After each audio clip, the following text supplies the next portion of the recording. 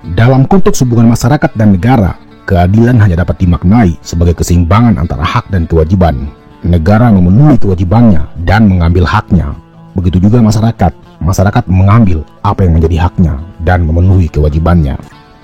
Parameter keadilan hanya bisa diukur dari perlakuan negara terhadap masyarakat dalam berbagai aspek. Negara adalah entitas politik yang tidak saja mengurus administrasi, tapi juga bertanggung jawab menyediakan kesejahteraan, termasuk menciptakan sumber-sumber ekonomi dan juga lapangan kerja. Di poin itu muncullah apa yang dikenal dengan istilah investasi. Karena negara tidak mungkin bisa membiayai seluruh aktivitas ekonomi, tidak mungkin mampu membayar seluruh pembangunan infrastruktur, makanya negara butuh investor atau pemilik modal. Dalam teori, tujuannya sih baik untuk menciptakan kesejahteraan sosial. Tapi, investor juga punya tujuan. Investor menginvestasikan uangnya untuk mengejar keuntungan maksimal. Itu moralitasnya. Dan dalam banyak kasus, itulah yang selalu menjadi benturan. Benturannya adalah sulitnya negara mengakomodasi kepentingan masyarakat, khususnya mereka yang terdampak di satu sisi, dan juga kepentingan investor di sisi lain. Pada akhirnya, negara terjebak di dua sisi kepentingan itu. Begitulah yang terjadi di Pulau Rempang. Ini bukan sekedar kasus agraria, yang memang menjadi masalah klasik di hampir semua negara-negara berkembang. Tapi juga ada benturan teori antara kedaulatan negara dan kedaulatan rakyat. Bagi teori kedaulatan negara, ketika seorang individu telah bernegara, maka dia telah menyerahkan sebagian kedaulatannya untuk diurus oleh negara.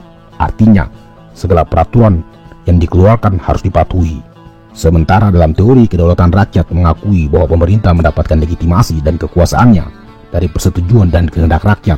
Pemerintah bertanggung jawab kepada rakyat dan harus memenuhi kepentingan dan aspirasi mereka. Di video ini, kami tidak akan mencari siapa yang salah dan siapa yang benar, hanya berusaha mengidentifikasi masalahnya. Pulau Rempang, jika kita lihat dalam peta, maka kita lihat sebuah pulau yang menjorok ke dalam. Pantainya indah, meski tidak persis berada di lintasan Selat Malaka. Namun Rempang cukup strategis, karena pulau itu menopang Pulau Batam dan menghubungkannya dengan Tanjung Pinang. Disinilah rencana Eco City akan dikembangkan. Proyek yang dibangun untuk kebutuhan ekonomi, industri, pariwisata, sekaligus juga masuk dalam proyek strategis nasional. Menariknya, proyek ini sukses menjalin kesepakatan 381 triliun dengan perusahaan Cina. Angka yang sangat besar. Dengan angka investasi sebesar itu, maka tentu saja banyak juga kepentingan bermain di dalamnya. Dari elit-elit nasional sampai penguasa-penguasa lokal, bahkan juga kepentingan dari luar. Pada dasarnya, masyarakat di sana tidak menolak proyek itu. Tapi ketika mereka harus direlokasi, ketika tanah-tanah mereka harus dipindahkan, maka itu menimbulkan masalah. Padahal mereka sudah tinggal di sana selama beberapa generasi. Di tanah itu, mereka membangun kehidupan dan peradabannya. Secara alamiah, pembangunan adalah ujung tombak globalisasi, dan itu merupakan sebuah keniscayaan. Yang seringkali terjadi adalah pembangunan selalu bertabrakan dengan masyarakat, khususnya masyarakat adat. Pembangunan selalu memakan korban. Memang di negara-negara totaliter itu tidak akan jadi masalah karena masyarakatnya cenderung patuh pada keputusan pemerintah. Tapi di Indonesia iklimnya sudah berbeda. Pendekatannya bukan lagi top down tapi harus bottom up. Karena civil society sudah kuat seiring perkembangan demokrasi di negara ini. Setiap kebijakan negara pasti ada kritik. Di sini bisa diidentifikasi masalahnya. BP Batam seperti tidak melibatkan masyarakat asli Pulau Rempang dalam proyek ini, atau mungkin proyek ini tidak disosialisasikan dengan cara yang semestinya. Makanya muncul kritik dan penolakan.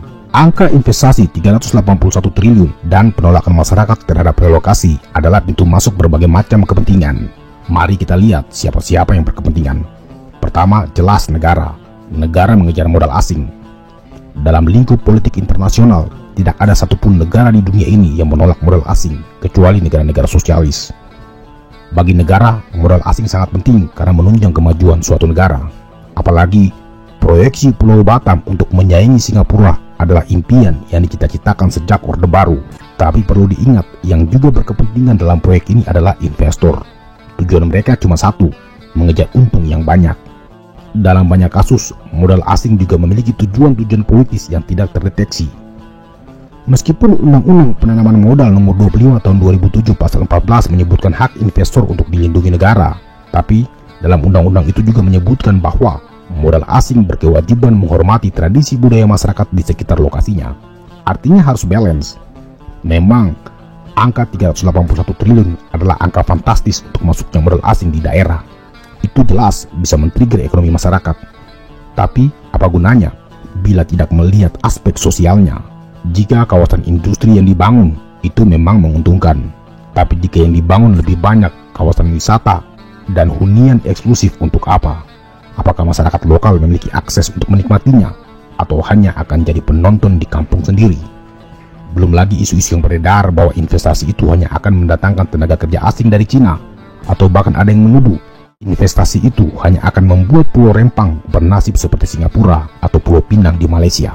Benar dan tidaknya isu itu, tapi wajib jadi pertimbangan pemerintah. Kemudian yang juga berkepentingan di sini adalah para elit-elit lokal yang ingin kecepatan baik secara ekonomi maupun politik. Karena pada akhirnya isu ini juga menjadi komoditas politik untuk kepentingan elektabilitas menjelang pemilu. Yang juga patut diwaspadai adalah adanya kecurigaan bahwa negara tetangga tidak menginginkan proyek ini berjalan karena berpotensi sebagai ancaman. Jelas banyak sekali kepentingan di sini. Padahal kepentingan masyarakat lokal yang harusnya diutamakan. Apa yang diinginkan masyarakat Pulau Rempang? Mereka tidak ingin direlokasi. Toh mereka hanya menempati 10% dari total 17.000 hektar luas pulau itu. Apa sulitnya proyek itu berdiri berdampingan dengan masyarakat lokal? Dalam berbagai kasus penggusuran dimanapun, relokasi atau pembangunan skala besar selalu ada korban. Di Pulau Rempang juga sama. Di sana ada tanah adat yang bukan saja ditempati oleh orang Melayu, tapi juga orang laut yang sudah berakar di sana, hidup di sana, terikat oleh rutinitas yang terbangun selama beberapa generasi. Bagaimana mungkin mereka harus direlokasi? Jika mereka menuntut ganti rugi dengan uang yang banyak, pemerintah harus mengabulkan. Jika mereka tidak mau direlokasi, maka pemerintah harus meyakinkan pemilik uang 381 triliun itu untuk berdiri berdampingan dengan masyarakat lokal. Jika investornya tidak mau, ya sudah, leave it. Memang dalam kacamata negara, gagalnya investasi itu adalah kerugian. Wajar. Kita tidak bisa menyalahkan siapa-siapa di sini. Karena sejak tumbangnya Orde Lama, Indonesia memang telah meliberalkan dirinya dalam konteks modal asing. Dunia yang kita tinggali hari ini menerapkan sistem itu. Kita bukan negara sosialis yang tertutup terhadap modal asing. Kita juga tidak mengadopsi sistem ekonomi seperti negara-negara kapitalis barat yang menyerahkan sepenuhnya terhadap mekanisme pasar. Kita sedang berusaha mencari bentuk terbaik dari sistem ekonomi kita sendiri. Dan kasus Rempang adalah salah satu contoh kebimbangan kita menemukan versi terbaik dari sistem yang bisa kita praktekkan nanti.